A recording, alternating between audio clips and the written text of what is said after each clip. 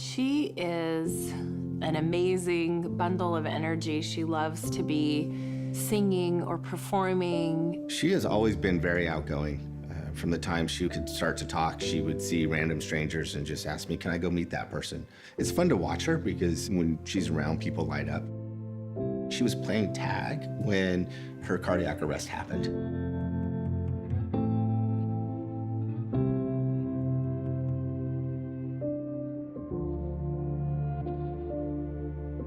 That day I was feeling dizzy and sort of sick to my stomach. My friends thought I was playing dead. My lips were blue and purple. They didn't really go get the yard duty until they noticed that I wouldn't wake up. I remember my phone rang. It was the school secretary, and her voice was very shaky, and she said, something bad has happened to Sophia. You need to get to the school quick. We've called the fire department. The sheriff was literally a mile away when the call came across the radio. I saw an adult tending to a child just underneath a play structure, and it was very obvious to me that she was unsure of what to do, and I started CPR. As a cop, you're just sitting there, and I saw a little girl who was close to my own daughter's age.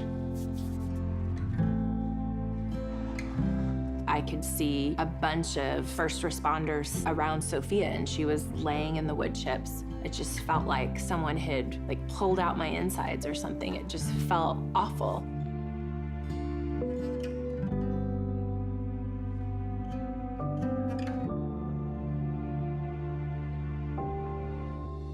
It really makes you question decisions that you make in your life, priorities of where you spend your time and how you spend your time when you realize that you've only gotten 8 short years with her, and to think that she might not be alive when I got to the hospital. So they took us into the room to see her, and we rounded the corner, and I saw they had cut off her pants and they were on the floor.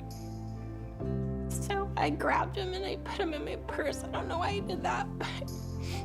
The 3 or 4 days that we're with her, we didn't know if she would be 99% normal or if she'd have 10% brain functionality. Their big question was, how long had she gone without CPR? How long had she gone just laying on the playground before someone did anything? Because that was going to tell them what kind of brain function she might have. For every minute that you go without your own heartbeat, you lose 10% of your brain functionality. Sophia went 11 minutes without her own heartbeat. The drugs were starting to wear off for her, and she's looking around.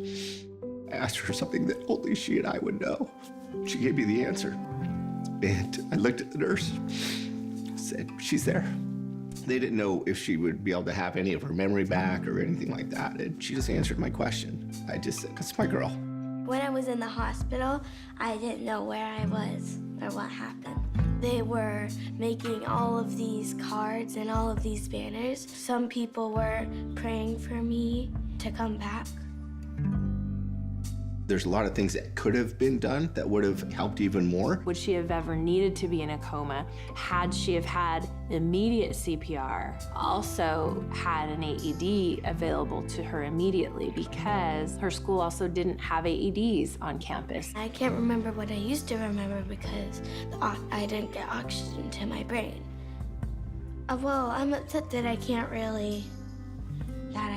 be on my basketball team anymore. But I still see all my friends, so that's good.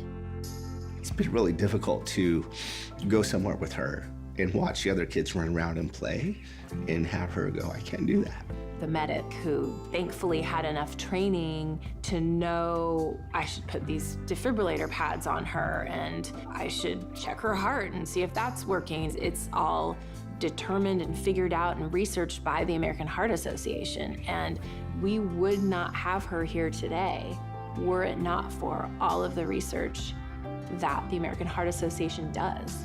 Every day that we get with her is a blessing. I hope she remembers how strong she is. She has been through so much, but she carries on.